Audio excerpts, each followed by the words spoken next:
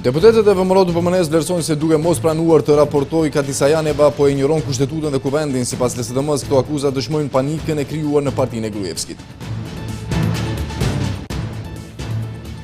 LSDM thotë se nuk kanë për qëllim që të fshinë mërgjimtarët nga lista zgjedhore, por duan regjistrim korrekt të tyre që të mos keq përdoren nga BDI dhe VMRO, kështu që njofton se nuk mund t'i fshijë emigrantët nga lista. Analistët vlerësojnë se fushata e parakohshme e BDI-s demaskon premtimet e parealizuara të Partisë Shqiptare në pushtet.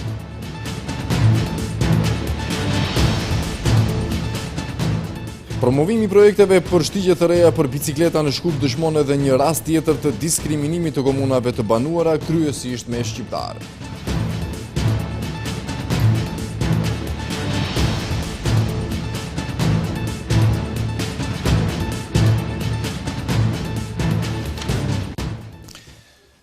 Mirëmbrëma të nderuar shikues dhe mirë se takohemi sërish. Prokuroria speciale Katisa Janeva nuk i është përgjigjur ftesës për të raportuar në Komisionin për Sistem Politik dhe Marrëdhënie mes bashkësive të Kuvendit të Maqedonisë. Raportimi është shtyrë për nesër, ndërsa deputetët e VMRO të PMN pretendojnë se Janeva është obliguar që të raportojë. Deputetët e LSDM-s vlerësojnë se paralajmërimi për akuzat e para i theksuar në raportin e Prokurorisë Speciale ka shkaktuar panik në VMRO të PMN. U anulua shqyrtimi i raportit të Katisa Janevas në seancën e Komisionit për Sistem Politik dhe Marrëdhënie mes bashkësive, për shkak se Janeva e as prokurorët e saj nuk erdhën në sallën e Kuvendit. Deputetët vlerësuan se prania e saj është e domosdoshme, prandaj kryetari i Komisionit Vlatko Gjorçev e shtyu seancën për nesër, duke i bërë thirrje prokurorës speciale që domosdoshmërisht të paraqitet. Gjorçev i VMRO të PMN-s tha se Janeva padyshim është obliguar të raportojë sikur të gjithë partesit e tjerë të funksioneve publike, pasi që kështu e parashikon rregulloria e Kuvendit. Не добив никакво известување дека господјата Катиса Јанева. Nuk na erdhi asnjë njoftim se zonja Katisa Janeva nuk do të vijë, edhe pse ekziston interes i madh tek deputetët. Mosardhja e saj, gjithsesi mos njoftimi se nuk do të vijë fare në komision, është shenjë mos respekti ndaj Kuvendit të Maqedonisë. Kjo paraqet mos respekt ndaj Kushtetutës së Republikës. Maqedonia është demokraci parlamentare dhe të gjithë personat e emëruar japin llogari para Kuvendit. Deputetja e LSDM-s Renata Deskovska tha se VMRO të PMN-ja nuk ka pasur qëllimin që të debatojë lidhur me raportin, por vetëm dëshiron të bëjë teatër gjoja se interesohet. Очигледно е дека најавата за први Është e qartë se paralajmërimi për akuzat e para i theksuar në raportin e Prokurorisë Speciale ka shkaktuar panik në VMRO të PMN. Sjellja e kryetarit të komisionit sot e dëshmoi këtë. Është e qartë se VMRO të PMN-ja as që ka qëllim të debatojë mbi raportin.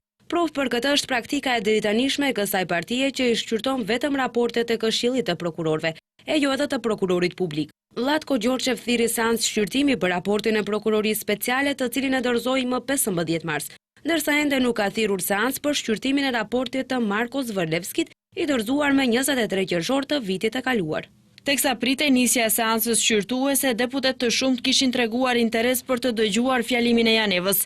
Salla e Kuvendit e parapar për debat madje nuk kishte vend për të gjithë deputetët e interesuar.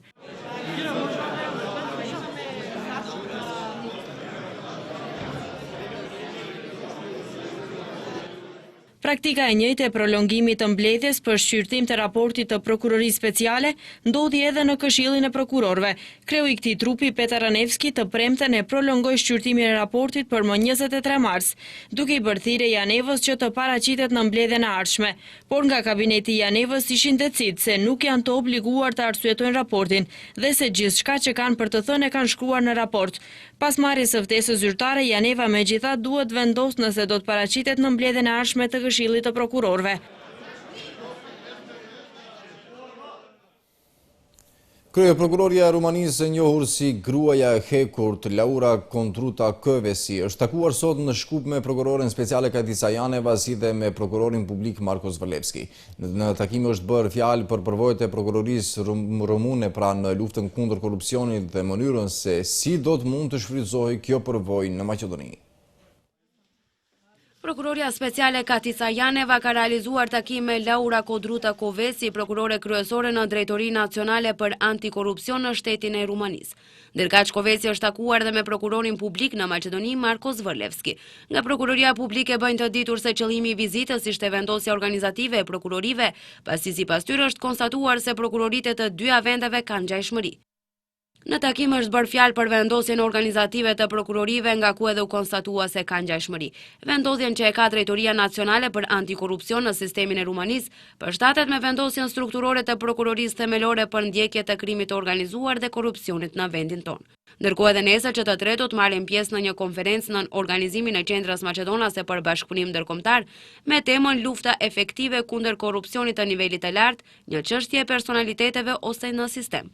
Përndryshe Kovesi në opinionin Maqedonas është e njohur për burgosjet e shumta që i ka realizuar vitin e kaluar në Rumani. Ajo ka burgosur shumë nga ministrat e mëparshëm, ndërkaq ka iniciuar hetime edhe për familjen e ish-kryeministrit Viktor Ponta. Ende mbetet në mjegull fshirja ose jo e mërgjimtarëve nga lista zgjedhore. LSDM opozitare thotë se nuk dëshirojnë që mërgjimtarët të fshihen, por regjistrimi i tyre të bëhet në mënyrë që mos mund pratë keq përdoret si deri më tani nga VMRO, DPMN dhe BDI, të cilët ua kanë vjedhur identitetin. Nga KSZ-ja për televizionin Shenja thonë se në lidhje me mërgjimtarët mbetet qëndrimi i miratuar në raportin e javës së kaluar. Sipas LSDM-s në listën zgjedhore ka mbi 330.000 votues të dyshuar. Çështja e mërgjimtarëve nga pastrimi ose jo i listës zgjedhore vazhdon të mbetet në mjegull. Nga LSDM thonë se nuk kanë për qëllim që të fshin mërgjimtarët nga lista zgjedhore, por duan regjistrim korrekt të tyre që të mos keq përdoren nga BDI-ja dhe VMRO DPMN-ja. Nënkryetari i Socialdemokratëve Damian Manchevski, i pyetur nga televizioni Shenja, tha se çështja e mërgjimtarëve nuk është problematikë etnike, pasi nga shteti viteve të fundit janë zhvendosur qytetarë të gjithë etniteteve, por se partitë në pushtet i kanë vjedhur identitetet dhe votat e tyre. Некои на овие луѓе, без разлика дали се etnički makedonci. Dikush këtyre njerëzve, pa dallima janë Maqedonas, shqiptar, turq, serb ose rom, u avjedh identitetin, u avjedh votën, e merr shpirtin e tyre. Kjo çështje nuk ka nacionalitet, nuk ka fe. Qëndrimi ynë në lidhje me këto qytetar është ashtu siç është në ligj. Askush nuk kërkon dhe dëshiron që këto qytetar të fshihen nga lista zgjedhore. Askush këtyre qytetarëve nuk guxon t'u shkurtojë të drejtën e votës. Ata e kanë atë të drejtë, por patjetër të regjistrohen në listën zgjedhore në pajtueshmëri me ligjin. Nga Komisioni Shtetëror i Zgjedhjeve thonë se pas miratimit të raportit nga kryqëzimi i të dhënave, nuk është hapur temë e veçantë për mërgjimtarët. Zëdhënësi Admir Shabani nënvizon se në KSZ mbetet qëndrimi i dalë nga raporti i miratuar javën e kaluar. Nëse keni fjalin për atë numrin e 124.000 diku që doli mbas të testeve, thonë nuk ishim thënë se gjithë janë mërgjimtarë, mirë po mbetet qëndrimi oficial i Komisionit Shtetëror të Zgjedhjeve, cilin e dhanë mbledhjen kur edhe u miratua raporti i kontrolleve të kryqëzuara të dhënave. Në raport thuhet se do të mbesin në listë të gjithë ata mërgjimtarë që deri në qershor të vitit të kaluar, përveç se në të dhënat e Ministrisë së Punëve të Brendshme, kanë qenë evident edhe në të dhënat e institucioneve tjera përkatëse, siç është Fondi Shëndetësor.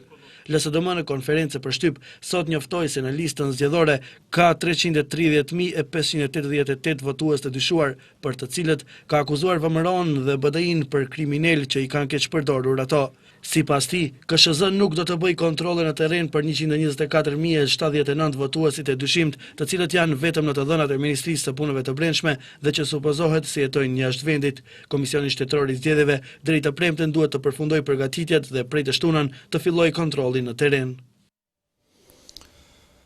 Situata e rëndë në të cilën jetojnë shqiptarët e Maqedonisë dhe emigrimi i tyre në numër gjithnjë më të madh demaskojnë premtimet dhe lëvdatat parazgjedhore të dy partive shqiptare, BDI dhe PDSH, të cilat që tani kanë filluar takimet me qytetarë. Ramadan Ramadani dhe Xhabir Ahmeti thonë se edhe në këtë fushat për të disatën herë me radhë përsëritën premtimet të njëjta të cilat dy partitë kanë pasur mundësi të realizojnë, por kanë dështuar tani më disa herë. Retorik boshe, premtimet e përsëritura disa herë, të cilat asnjëherë nuk janë përmbushur, kështu i vlerësojnë analistët politik takimet e fundit me elektoratin të dy partive parlamentare shqiptare, BDI dhe PDSH, sipas Ramadan Ramadanit, gjendja aktuale në të cilën jetojnë shqiptarët demaskon vetë premtimet dhe retorikën parazgjedhore. Sipas krejt nishaneve të cilat ja kanë nisë, është edhe një fushat boshe dhe parapolitike e këtyre dy subjekteve. Në vend të kësaj, ato do ishte mirë të bëjnë një hesap, sidomos krerët partijak të dyja partijeve, për atë se ku ata vetë kanë qenë personalisht para para aq viteve dhe ku e kanë tani popullin e vetë. Ta matin edhe në aspekt të varfërisë, edhe në aspekt të profesioneve, se si, do me thonë, disa sharaxhin, murator, azilant dhe të tjerë, kanë arrit në këtë gjendje stabile të tyre, kurse si e kanë degradu popullin e tyre që të miret me kafshatën e Bukës, me migrim. Ndërkaq sipas Xhabir Ahmetit, problematike është në radhë të parë vetë hapja e fushatës shumë kohë para datës zyrtare. Ai thotë se të dy partitë kanë pasur kohë të mjaftueshme për t'i realizuar premtimet, të cilat i përsërisin nga një fushatë në tjetrën. Të gjithë jemi të njohur me këto premtime, i dim dhe mund të them se gati asgjë nuk është realizuar fatkeqësisht. Kam pasur hapësirë, veçanërisht partia që është në pushtet, ka pasur hapësirë të gjerë dhe ka pasur mbështetjen e popullit për t'i realizuar spaku një pjesë të atyre premtimeve. Ramadan Ramadani thotë se pamjet e fundit nga takimet e BDI-s dhe PD-s me qytetarët dëshmojnë se ata kësaj radhe nuk do të bien pre retorikës boshe. Nëse e bojnë atë llogari edhe atë hesap, është më mirë që shqiptarëve mos t'ju dalin në arsy e ku mo t'ju dalin në kuti, ku ata do kenë mundësinë t'i ndeshkojnë. Besoj se popullata këtë herë do ndryshojë, sidomos inkurajon fakti se këtë herë, do me thonë, lista zgjedhore do jetë më e pastruar se herave tjera, nëse herat tjera ata kanë pas vota të njerëzve të vdekur edhe të lugatëve, këtë herë do kenë të njerëzve të vërtetë dhe shqiptarëve. Shumë kohë më parë, BDI hapi shtabin qendror zgjedhor ndërsa për çdo javë realizon takime me antarësinë dhe hap shtabe lokale, ndërkaq PDSH ka filluar fushatën e ashtu quajtur ndëgjesa publike. Presidenti Gjorgji Ivanov ka deklaruar se është dashur që të kalojnë afër 1 milion refugjat nëpër territorin e Maqedonisë në mënyrë që të kuptohet rëndësia e korridorit ballkanik drejt Evropës. Duke folur në një organizim të Akademisë së Shkencave dhe Arteve të Maqedonisë, akademiku Vlado Kambovski tha se Maqedonia nuk duhet të qëndrojë e izoluar, pa partner strategjik dhe me marrëdhënie të përkeqësuara me vendet fqinje. Asnjë shtet nuk mundet ta barti vetëm barrën e krizës së migrantëve, deklaroi presidenti Gjorge Ivanov në konferencën për migrantë organizuar në Akademinë e Shkencave dhe Arteve të Maqedonisë. Ai tha se është dashur të kalojë 1 milion migrant nëpër territorin e Maqedonisë, që të kuptohet rëndësia e korridorit ballkanik në Europë. Sipas presidentit Ivanov, derisa ekzistojnë shtime ekonomike, rreziqe të sigurisë dhe konflikte, Maqedonia do të jetë ekspozuar ndaj krizës së migrantëve, sepse që kur është rregulluar kufiri, janë paraqitur 5 korridore të reja. Ai theksoi se kontrabanduesit e migrantëve i kanë shfrytzuar korridoret e kontrabandistëve të drogës. Duke pasur parasysh intervistat të cilat i kanë bërë shërbimet tona në kufi, 90% nga të gjithë migrantët të cilët kanë kaluar nëpër territorin e Maqedonisë kanë shfrytzuar shërbime nga grupet kriminale. Sipas raportit të fundit të Europolit, vitin e kaluar strukturat kriminale kanë fituar 6 miliardë euro duke u ofruar shërbime migrantëve për të lëvizur ka Europa. Kjo gjë hap temën se përveç gjeopolitikës dhe gjeostrategjisë, duhet të flasim edhe për gjeoprofit. Ndërkaq sa i përket zgjidhjes, Ivanov tha se fillimisht duhet të dërgohet porosie e qartë deri tek vendet nga ku vijnë migrantët se korridoret janë të mbyllura. Akademiku Vlado Kambovski tha se Maqedonia nuk duhet të qëndrojë izoluar pa partner strategjik dhe me marrëdhënie të përkeqësuara me vendet fqinje. Sipas tij është e rëndësishme mbrojtja e pozicioneve të Maqedonisë si faktor kyç i paqes dhe stabilitetit ballkanik, sipas të cilës është i nevojshëm stabiliteti i brendshëm përmes ndërtimit të një shteti demokratik dhe sundim të ligjit me qeverisje të drejtësisë. Duke pasur parasysh qëllime strategjike të vendeve të Bashkimit Evropian dhe rajonit si dhe gjendjen aktuale të rrugës ballkanike, mundet të parashihet se situata do të ndërlikohet edhe më tej, duke i komplikuar edhe marrëdhëniet politike ndërmjet shteteve fqinje, sipas të cilës do të rritet barra dhe presioni ndaj Republikës së Maqedonisë. Ndërkaq në kuadër të këtij organizimi u nënshkrua memorandum bashkëpunimi ndërmjet Qendrës për Hulumtim Strategjik në kuadër të Asham dhe Institutit për Hulumtim Gjeostrategjik dhe Politikë të Jashtme në kuadër të Ministrisë së Punëve të Jashtme. Në fshatin Çerkez të Kumanovës, banorët po protestojnë kundër vendosjes së ormatësve të ri nga kompania EVN. Ata dyshojnë se kompania po i manipulon të dhënat për harxhimin e rrymës. Nga EVN njoftuan se mu për shkak të problemeve që konsumatorët kanë me ormatësit, po bëhet rikonstruimi i tyre, projekt ky i cili sipas tyre kap vlerën e 1 milion eurove. Banorët e fshatit Çerkez të Kumanovës protestuan kundër vendosjes së ormatësve të ri nga kompania EVN jashtë shtëpive. Ata thonë se kjo kompani po bën diskriminim etnik dhe se nuk do të lejojnë që ormatësit të zhvendosen në shtylllat e tensionit në rrugë. Banorët hedhin dyshime se EVN manipulon me harxhimin. Nuk lejojmë që EVN-ja të vendosë ormatësit elektrik në fshatin tonë. Pika e parë është domethënë për shkak se këtu ka pabarazi etnike, ka qasje selektive. Vendosen ormatësit vendosen vetëm se në për fshatrat shqiptare, kurse në për vendet ku jetojnë maqedonët nuk është vendosur asnjë ormatës. Pika e dytë është se me vendosjen e ormatësve jashtë shtëpive, domethënë na nuk kemi qasje, na nuk e dimë se sa na vjen rryma neve në mujt, se dikush e komandon ata prej larg. Ne kemi ndalë mi bojkotu punëtorët dhe nuk e lejojmë me në fshat për me vazhdu ato punimet. Banorët hedhin poshtë akuzat e EVN-s se në fshat ka instalime ilegale të energjisë elektrike. Sipas tyre, hajnat e vërtet janë vetë EVN. Rrjeti elektrik në momentin deri para 10-15 ditë ka qenë me kontributin tonë. Njëra ato kanë marrë qëndrimin e tyre, kanë bën ndryshimin e matjes së rrimës. Tash që ka pri mendja janë këtë njërë, jo po shkojnë se ato po na vjedhën rrimën. Jo, nësë jemi ato që vjedhë me rrimën. Po ato vetë janë ato hajdut. Qofse ato nuk kanë besim të na, pse na me paste ato besim? Protestat nuk do të ndalen derisa drejtuesit e EVN-s nuk zhvillojnë takim me banorët. Ne të vinë ndonjë përfaqësues si aty, ndonjë drejtor, ndonjë përgjegjës, ne të na tregojnë kushtet, na kushtet ja kena tregu. Kryetari i bashkisë lokale, ai ka përcjell aty, si ka përcjell na nuk e dim. Edhe nëse vinë, ai punëtor nuk mund me hi këtu për mi ndu orë, gjersa nuk vjen ndonjë përfaqësues i EVN-s me neve me bisedu me gjithë ta fshatarë tonë që ka jemi këtu, që kemi dalë këtu, nuk kemi dalë, nuk kemi kundër askujt. Nga kompania EVN për televizionin Shenja njoftuan se mu për shkak të problemeve që konsumatorët kanë me ormatësit, po bëhet rikonstruimi i tyre. Projekt ky, i cili sipas tyre ka vlerën e 1 milion eurove. E gjithë kjo është për përmirësimin e tensioneve, për zbatimin e rendit, ndërtim dhe modernizim të rrjetit distributiv me energji elektrike.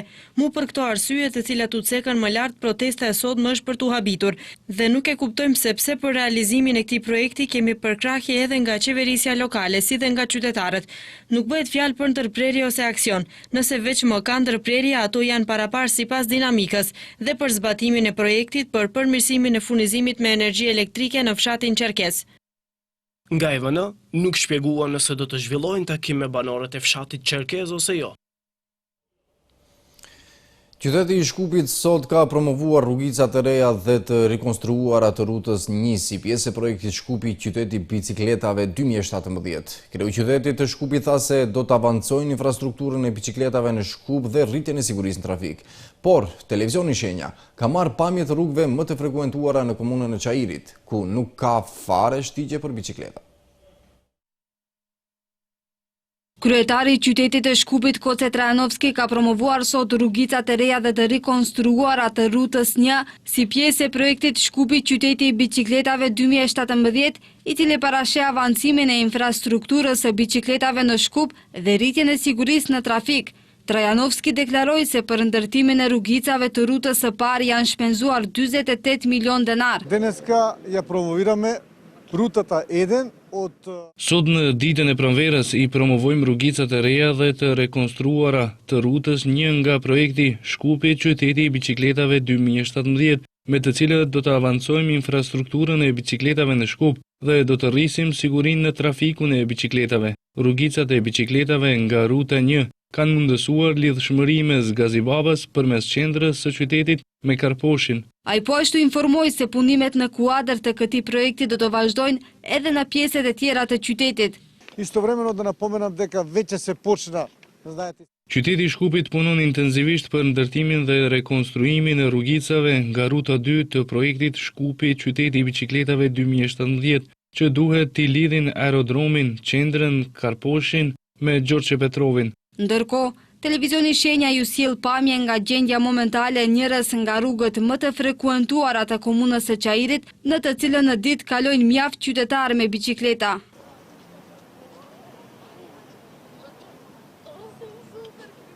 Megjithatë, Trajanovski premtoi se në periudhën e ardhshme do të vijojnë punime ndërtimore dhe do të ndërtohen rrugica për biçikleta edhe në rrugën 3, e cila paraqet që të lidh Kisellavotën me Qendrën dhe Karpushën, dhe në rrutën e 4, e cila duhet të lidh Buteljen, Çajirin dhe Qendrën.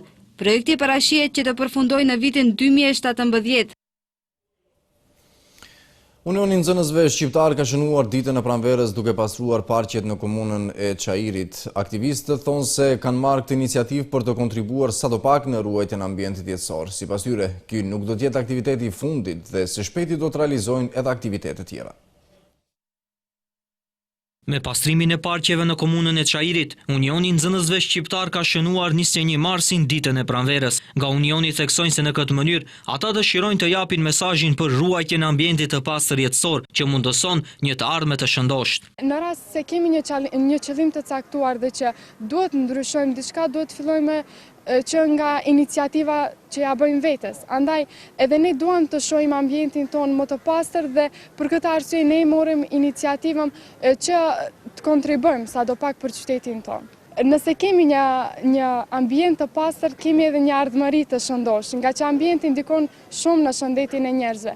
Andaj nëse duan t'i bëjnë mirë vetvetes, por edhe të tjerëve, le të ruajnë ambientin jetësor, sepse ajo është edhe jeta jonë. Në këtë aktivitet, sipas kryetarit të UNSH-s Jasir Hasani, marrin pjesë nxënës të shkollave të mesme si Zeflush Marku, Arseni Jovkov, Cvetan Dimov dhe Pançe Karaxhozov. Mendimi, domethënë edhe votimi i gjithë aktivistëve të Unionit të Nxënësve Shqiptar në Shkup ishte të bëjmë pastrim në parkun në Çajirit dhe pastaj të vazhdojmë edhe në parket tjera, domethënë siç janë parku i Tipanskos, edhe eventualisht nëse kemi kohë të arrijmë edhe deri tek Qarshia e Vjetër, domethënë të pastrojmë ata vendet që janë për shqiptar mirë, po këtë aktivitet Unioni i Nxënësve Shqiptar ka përgatitur edhe Gostivari, ku në Gostivar është duke u shënuar pak më ndryshe se këtu. Në Gostivar janë përgatitur aktivistët e Gostivarit dhe në një lokal, domethënë atje që e kanë gjetur ata, janë duke lexuar libra dhe konkretisht poezi, pasi që sot e kemi edhe ditën ndërkombëtare të poezisë. Nga UNSH paralajmërojnë se ky nuk do të jetë aktiviteti i fundit i tyre për këtë vit, nga se janë në përgatitjen e sipër edhe të aktiviteteve tjera të radhës.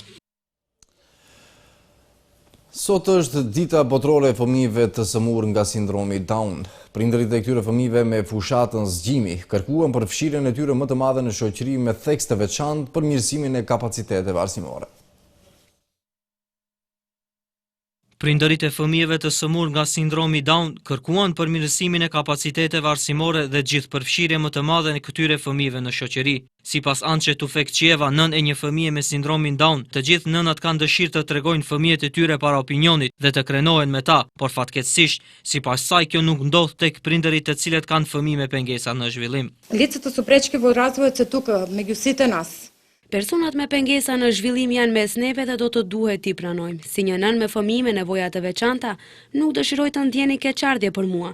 Dëshirojmë t'i pranoni fëmijët me nevoja të posaçme, sepse ata sipas konventës së OKB-s për të drejtat e njeriut, duhet t'i gëzojnë të gjitha të drejtat sikurse fëmijët e tjerë. Ndërsa Daniela Mirçeska, nën e fëmijës me sëmundje të rrallë, shpjegoi se prindërit e fëmijëve me nevoja të posaçme janë njerëz që dinë në çdo kohë dhe çdo moment gjithçka. Çdo herë dinë të njohin dhimbjen, dinë të gëzojnë lëvizjeve të vogla të fëmijëve të tyre, si dhe të fëmijëve të tjerë. Çdo herë duhet të dinë gjithçka dhe të jenë të gatshëm të jenë disa hapa para faktorëve të tjerë që janë kyçur në jetën e fëmijëve të tyre dhe ngritjen e tyre. Tek ne nuk ka të dhëna statistikore relevante, por në Evropë 10% e popullatës është me sindromin Down. Në botë jetojnë diku 150 milion fëmijë me pengesa në zhvillim.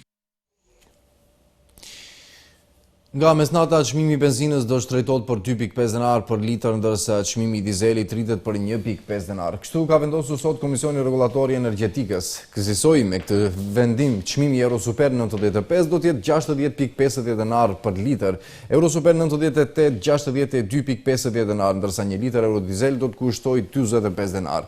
Vaj ekstra i lehtë për ambisri do të shitet për 33.50 denar.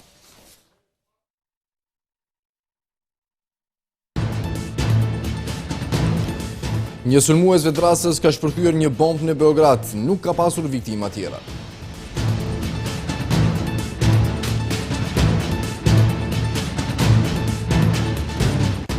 Kryediplomatët e Shqipërisë dhe Greqisë kanë premtuar se do të bashkëpunojnë për mbylljen e kapitujve të së kaluarës.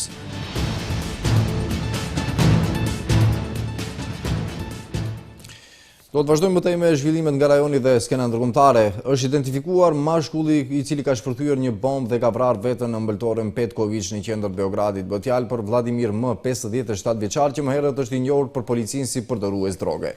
Siç ka thënë Ministria e Punëve të Brendshme e Serbisë nëpërmes një deklarate për media, personi ka hyrë në ëmbëltore dhe ka aktivizuar bombën duke vrarë veten. Shpërthimi i bombës ka ndodhur në ëmbëltoren e njohur e cila është në pronësi të ish-ministrit kulturës, tash kryetari i Muzeut të Arsimit dhe Teknikës Bratislav Petković. Policia ka thënë se nuk bëhet fjalë për akt terrorist.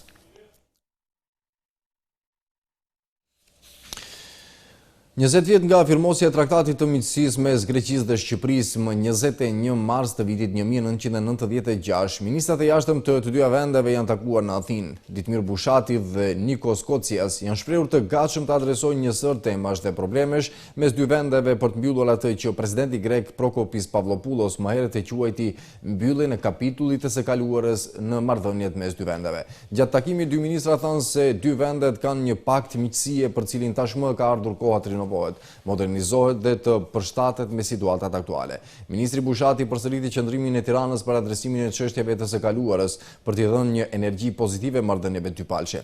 I pyetur se kur do të dërgojnë në parlament abrogimin e ligjit të luftës mes dy vendeve, Kocias u shpreh se dy vendet nuk janë në gjendje lufte dhe kjo konfirmohet sipas tij nga firmosja e traktatit të miqësisë. Tani për tani nuk ka tregues se pas mbylljes së rrugës ballkanike të refugjatëve, migrantët nga Greqia do të mund të drejtohen nga Shqipëria, deklaroi kryeministri shqiptar Edi Rama duke shtuar se edhe nëse ndodh një gjë e tillë, Shqipëria nuk do të ndërtojë mure e as nuk do t'i hap kufit e saj sepse një gjë e tillë do të bënte barrën akoma më të rëndë. Kryeministri shqiptar Edi Rama në një intervistë për Frankfurter Allgemeine Zeitung i ka bërë thirrje Bashkimit Evropian që të angazhohet më shumë për të ballafaquar me dramën e refugjatëve dhe të mos u lë punën faktorëve ansor si Turqia dhe vendet e Europës juglindore. Ballkani Perëndimor është treguar me europian se shumë vende anëtare të Bashkimit Evropian, të cilat gjatë krizës së migrantëve kanë ofruar një pamje të turpshme tharama. Sipas tij, Maqedonia dhe Shqipëria kanë regjistruar transportuar dhe furnizuar me ushqime qindra mijëra migrant gjatë rrugës së tyre drejt Bashkimit Evropian. Presidenti turk Recep Tayyip Erdogan thot se Turqia ka merituar ka herë marrëveshjen e Schengenit dhe ka akuzuar Bashkimin Evropian për, siç ka thënë ai, jo sinqeritet në procesin e antarësimit të Turqisë në BE. Ne në të vërtetë kemi merituar marrëveshjen e Schengenit ka herë. Ne zyrtarisht e kemi dorëzuar kërkesën për antarësim në vitin 1963 dhe gjatë këtij procesi Bashkimi Evropian gjithmonë na ka mashtruar, ka thënë Erdogan për televizionin shtetëror TRT. Bashkimi Evropian kur nuk ka qenë i sinqert, ka shtuar ai. Turqia dhe BE kohë më parë kanë arritur marrëveshjen për ndalimin e valës së migrantëve në Europë, sipas të cilës Ankaraja ka kërkuar liberalizimin e vizave për qytetarët e vet deri në fund të qershorit, përshpejtimin e negociatave për antarësim, si dhe ndihmën financiare. Ankaraja si kompenzim do të pranojë migrantët ilegal që kanë kaluar në Greqi. Presidenti Amerikan Barack Obama së bashku me bashkëshorten Michelle dhe dy vajzat mbrëm vonë arritin në Havan për vizitë historike në Kubë. Obama është presidenti i parë i SBA-s pas 88 viteve që po qëndron në këtë ishull Karaib, derisa ende është në funksion. Gjatë vizitës së tij dy ditë që Obama sot do të takohet me presidentin kubanes Raul Castro, por nuk është parapart takim me vëllaun e tij, ish liderin e revolucionit komunist kubanes Fidel Castro. Sipas mediave amerikane, tema kryesore të bisedimeve ndërmjet Obamas dhe Raul Castros do të jenë avancimi i marrëdhënieve bilaterale, ekonomike dhe tregtare, si dhe reformat politike në vend. Presidenti amerikan do të ketë takime edhe me grupin e disidentëve politik, ndërkaq që do të flasë në Teatrin Nacional në Havan, që drejt për drejt do ta transmetojë televizioni kubanes. Është parapar darkë solemne, ndërsa dy presidentët do të bëjnë edhe konferencë të përbashkët për shtyp. Ushtria e Rusisë ka kërkuar një takim urgjent me përfaqësuesit e Shteteve të Bashkuara për arritje të pajtueshmërisë për mekanizmin e kontrollit të anëpushimit në Siri, shtyrjet e mëtejshme në implementim të rregullave të pajtuara të reagimit ndaj shkeleve të regjimit të anëpushimit në Siri janë të papranueshme, thuhet në një deklaratë të shtatmadhurisë së ushtrisë ruse dhe shtohet se banorët paqësorë vdesin për çdo ditë nga pasojat e aksioneve provokuese dhe sulmeve.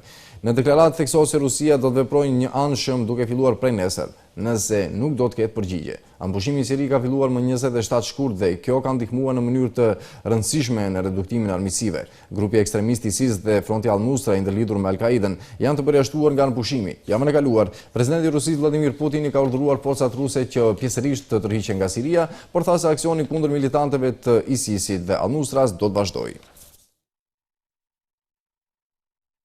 Dhe në fund një lajm vërtet interesant me rastin e 21 marsit ditës botërore të poezisë. Për herë të dytë në Shkup u mbajt fushata globale Paguaj me poezi. Njofton agjencia Anadolu. Në këtë fushat janë përfshirë 30 shtete të ndryshme dhe mbi 1000 kafeteria në mban botës, ndërkohë që kontributin e tyre mund ta japin edhe qytetarët e Shkupit, të cilët gjatë ditës së sotme mund të pinë çaj ose kafe dhe të njëjtin ta paguajnë me një poem. Kjo fushat nisi në Vjenë, atje ku njerëzit shkonin në kafeteri dhe shkruanin poezi dhe me të e paguanin kafen e pirë. Ndërkohë poetë të njohur kanë zënë vendet e tyre në kafeteritë e lartpërmendura në mënyrë që të vlerësojnë poezitë e shkruara, ndërsa për më të mirat ka edhe shpërblime. Poemat e shkruara do t'i dërgon iniciatorit të fushatës Julius Meinel në Vjenë.